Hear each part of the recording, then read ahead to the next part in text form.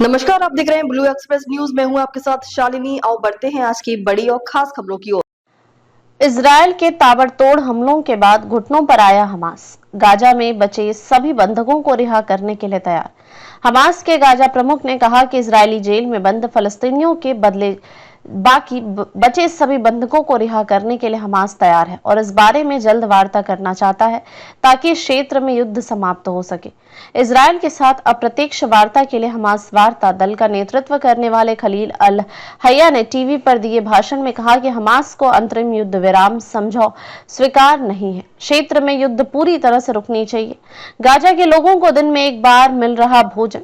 Gaza में गुरुवार रात इजरायली हमलों में 23 लोग मारे गए लोगों में 10 एक ही परिवार के हैं।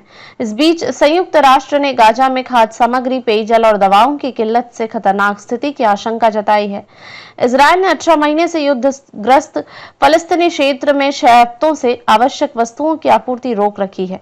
इसके चलते गाजा की ज्यादातर आबादी को 24 घंटे में एक ही बार भोजन मिल रहा है। बंधकों की रिहाई के लिए हमास पर दबाव बनाने के लिए इजरायल युद्ध विराम खत्म कर मार्च से ही गाजा में भीषण हमले कर रहा है। खान यूनिस शहर में ताजा हमले में एक ही परिवार के 5 बच्चे, 4 महिलाएं और 1 पुरुष मारे गए हैं। ये सभी जलकर मरे हैं, जबकि उत्तरी विभाग में किए हमलों में 13 लोग मारे गए हैं। इजरायली सेना ने कहा है कि वह अपने हमलों में आमजनों को बचाने का हर संभव प्रयास करती है।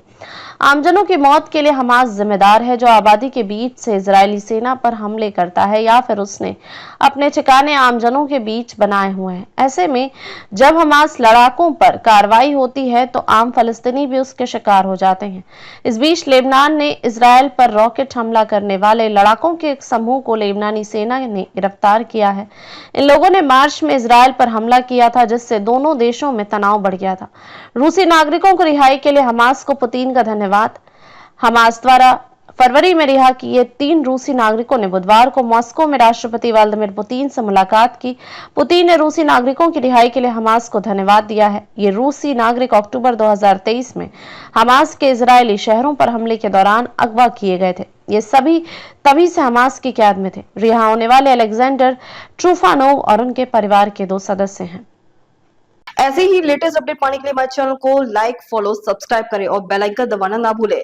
अगर आप हमें फेसबुक, ट्विटर या इंस्टा के माध्यम से देख रहे हैं तो हमें फॉलो और कमेंट करें। धन्यवाद।